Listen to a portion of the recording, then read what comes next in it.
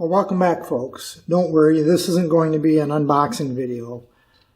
To be honest with you, I don't kind of get the point behind unboxing videos.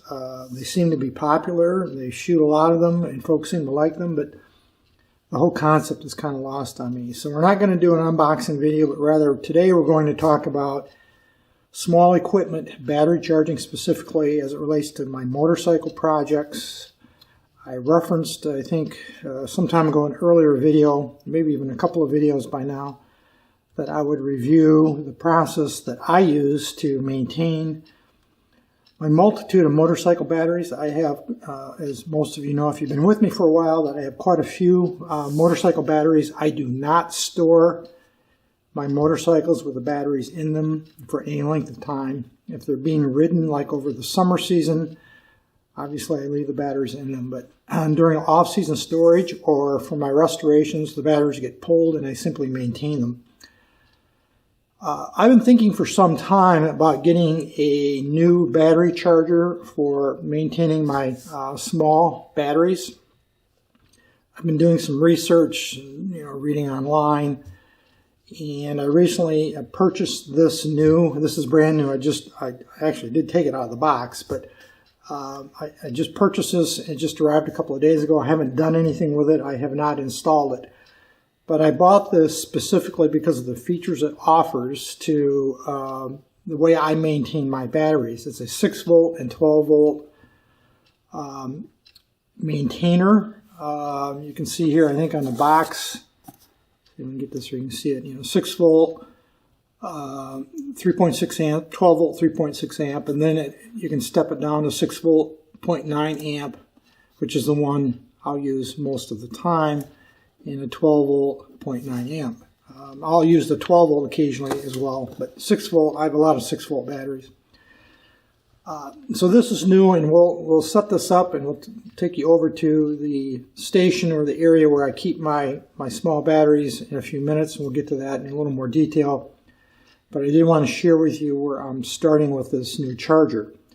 But first, let's digress a bit and go back, and I'll talk about the battery chargers I have and that I've used to date for years, in fact, to maintain all of my batteries, not just motorcycles. Like most of us, I have a larger automobile battery-oriented charger right here. I've had this for quite a few years. It's a Schumacher brand, a very well-known brand of battery charger in North America. It does have a 6 amp, or rather 6 volt, 6 amp setting, and then two 12 volt settings, a 2 amp and a 6 amp. I virtually never use this charger on my small motorcycle batteries. It simply is too big and has too much amperage.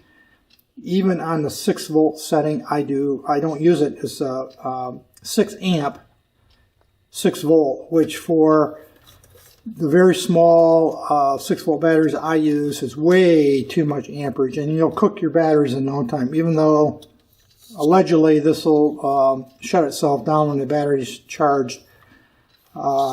This will boil out your batteries and cook them. It's way too much charger for the small batteries that I use. I use this just to maintain the occasional car battery. More likely on my small diesel tractor. I might use it during the winter once in a while if the tractor doesn't get used for a while and it's cold. I actually use it most on my electrolysis process for removing rust. You might have seen this in those videos from time to time, but never gets used on my small motorcycle batteries. These are really the workhorses that I've used for years on my small batteries. This is just a small charger maintainer. It's both a 6 volt and a 12 volt. Again, the amperage is too high, I think, for a small motorcycle battery. It's 4 amps. If you can see that right there in the 6 volt setting. If it's monitored and used appropriately, it would probably be okay, but I don't use it very often on my smaller batteries. Again, this might get used possibly on my small diesel compact tractor. I might set it up and let it run. That's a 12 volt battery, so this 2 amp 12 volt setting right here would be perfectly fine for that, but don't typically use that on my motorcycles. This actually is the workhorse I have used for years. It's called a case split. You can see I had to put tape around it. It's a 6 volt and 12 volt. I don't know if you can see that charger there. On the 6 volt set, well actually the 6 and 12 volt both, it charges at 500 milliamp, which is very appropriate, which is 500 milliamp to 1 amp is my preferred charging level. So I've used this one for years. The issue with this one is this is simply a trickle charger. It is not a maintainer. This is a maintainer. That is, it's supposed to shut itself off and float the battery. Whether it does or not, I don't really know. And I still don't care for the high amp output on this one. This is simply a trickle charger. It'll just charge, it'll keep charging at 500 or so milliamps until you disconnect it and unplug it. Problem is that you'll overcharge your batteries even at 500 milliamp. So what I have done to mitigate that problem, that is overcharging, is use a timer. I have a number of simple mechanical timers I've picked up over the years. This is just 2 of, I think I've got 4 or 5 of them. Usually get them at yard sales, estate sales, that kind of thing. You get them for like 50 cents a piece. And I've accumulated a handful of them over the years, and they work perfectly fine. What I typically have done is paired this small trickle charger right here with one of these timers, and I set it to go on once a day for like 15 minutes. I think 15 minutes is the smallest increment of time most of these timers will go to. And I'll poke the battery once a day for 15 minutes using this charger. So in other words, I plug this charger into the side of the timer, which goes into the outlet for the house current. And once a day, it just pokes the battery for 15 minutes. And then I rotate it off a particular battery and move to the next battery on a weekly basis. So one week I'll do this battery, I'll move the leads to another battery, 15 minutes, etc. And I'll just rotate through all my batteries. And we'll talk about that in a little bit more detail here in a few minutes when I get over to the battery station. But usually, or typically for years, I've used this combination, and it's worked fine. Obviously, you have to remember to rotate or move the leads from battery to battery. But at 15 minutes a day, 500 milliamp, either 6 volt or 12 volt, it's worked really fine to maintain my batteries. Obviously, you have to maintain the timer and reset it when you have daylight saving time a couple times a year or whatever, and keep up with this. And in fact, I think most of them even have backup batteries in them. I know some of them do. I don't know if these two do or not. But nonetheless, this has been typically what I've used in combination to maintain my batteries. I'm moving to that new charger I just shared with you a moment ago that I had just purchased and received the other day. Primarily as that is a, not only is it a trickle charger, but is a maintainer, and it will shut itself off, where this one will only shut itself off when the timer turns it off. This way I can eliminate the timer and just use that new maintainer that I bought. So let's go over the battery station, and we'll talk about my setup over there in a little bit more detail. And I will also set up, or have set up at that point, the new charger, and we'll see how that all comes together. We're across the shop now at my little battery charging station. You might hear a little background noise. It's sleeting and hailing outside. It's not a very nice day outside, just above freezing, and the weather's turned definitely fall. Winter's on its way. Nonetheless, you can see the little battery charging station here. These are all my motorcycle batteries. Most of these batteries are still in use. There might be 1 or 2 of them here in the background that are beyond their service life, and I have a couple of batteries in my pole barn that I've got set aside. They are due for recycling. That wore out. But generally, most of these are still in service. This is just a simple plastic shelving unit that you can buy at any hardware store these days, or big box store. I use several of these in my shop to store parts on. I set this up on the opposite side of the garage for 2 reasons. One is to get it out of the way, and number 2, I have power available right there in the upper right. I think you can see the outlet. So I can easily plug my charger in, right off there to the right. Piece of corrugated there, I change that out every so often. This was changed out this past summer. This is late 2021. So 4 or 5 months ago or so, I changed this corrugated out, and I keep corrugated around from boxes and such when we buy things, and I just replace it every so often if it gets stained or dirty. So that's a fairly new piece of corrugated. This box over here it just acts as a shelf or a table. There's really nothing in it right now. You can see my other charger over here, and that little small charger, that 0.5 amp or 500 milliamp chargers in that little plastic container right there. So they're just set aside. And you can see the new charger right here, the one we just bought and I talked about a few moments ago. So what I'm going to do now is I'm going to hook the new charger up to this little battery right here. This is for the Honda CT70. I just bought that probably 4 or 5 months ago. It shouldn't need a lot of charge in it. But we're going to go ahead and hook that up. That's a 6-volt battery, of course. So let's first take a look at the charger itself and the various settings in a little more detail than we did on the bench, and then we'll go ahead and hook things up. Let's see if we can get a decent close-up here without flooding this out with too much light. Settings here are quite straightforward. Your mode button right here under my thumb, you push that repeatedly to cycle through the different settings here along the bottom. You have a standby mode. That light comes on when it's not charging, but it's just in standby mode. You have your percentage of charge at any one particular time.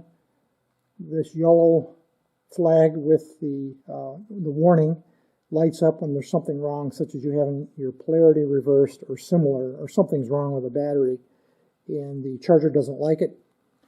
Your different settings, you have 6-volt normal right here, and that's 3.6 amp. I will rarely use that, if ever, on a motorcycle battery. You have 6-volt 3.6 amp cold here. Those are 2 different settings, normal and cold. Then you have your 12-volt 3.6 amp normal and cold. And this is a setting I will use most of the time. That's called small, 6-volt normal, and then 6-volt cold. That's 0.9 amp, by the way, and that's pretty close to the maximum amperage I like to use on these small batteries. Normally I will be using the 6-volt normal because this is a heated space, so I won't have cold batteries in here typically. And then we have 12-volt small, 0.9 amp normal and cold. And again, I'll be using this 6-volt normal under most conditions in the shop. Again, I cycle through these batteries usually on a weekly basis. The beauty of this little device is if you forget and leave it on for weeks at a time or even months, it won't hurt the batteries because it is a maintainer, not just a trickle charger. Again, just to repeat myself, those other chargers, especially that small, inexpensive one, is a trickle charger, and it doesn't have any intelligence built into it like this one does. So let's go ahead and hook this up, and then we'll cycle through the various settings, and I'll show you how we're going to get this going. I usually take a couple of, these just happen to be brass screws. You can use steel. When I have a condition such as this where I have a female bullet connector, obviously you can't get your clamp in there, so I just take one of these appropriately sized brass screws and just spin it in. I don't over tighten it, I just want to make contact in there with the bullet connector, the female bullet connector right there. Black obviously is your negative or ground or earth, so you connect the black there, and then the red or positive there, like that. Now if you have a terminal, such as this battery for the Honda, this is for the SL125, I can just take the clamp and connect it directly to that terminal, and I don't have to use the little screws in the bullet connectors. So I always connect the battery first before I plug the charger in. That's just the way I do it. I've always done it that way. I don't plug the charger in and then connect the battery. I don't want to create any sparking. So first thing I do is connect it like you see here, and now we'll go ahead and plug the charger itself in, and we'll cycle through until we get to the 6 volt normal. So let's go ahead. You can see I think it's flashing right there. Well, that's 6, and as I push the button, it's going to cycle through. I know it's probably a little bit hard for you to see, but I'm at the 12 volt, 3.6 amp cold. There's the setting that I want right there. Afraid you might be getting too much light. It's always a challenge to try to get the right amount of light without too much. But I'm set right now at 6 volt normal. And again, I'll turn the light off. You probably see it better now. And it's flashing at 25%, which means that is the mode it's at right now. It's charging this battery at up to 25%. And then I haven't really used this yet, of course, but I believe reading the instructions, what's going to happen is going to just progress. It'll turn this one red to move on to 50%, then move on to 75%, and then when it's fully charged and it switches over to a maintain mode, it'll be at 100%. So I'm just going to leave this now for a few days or a week or however much time I think is necessary. Next time I think of it, I'll come over and check it in a few days. And I'm just going to let this just continue to cycle like this. And again, a few days or a week later, I'll switch to another battery and just repeat that process as I move through these batteries during the course of storage, which is, for most of them, is almost all the time, except for a few of them that get used during the season. They're all out of service right now because it's off season for writing.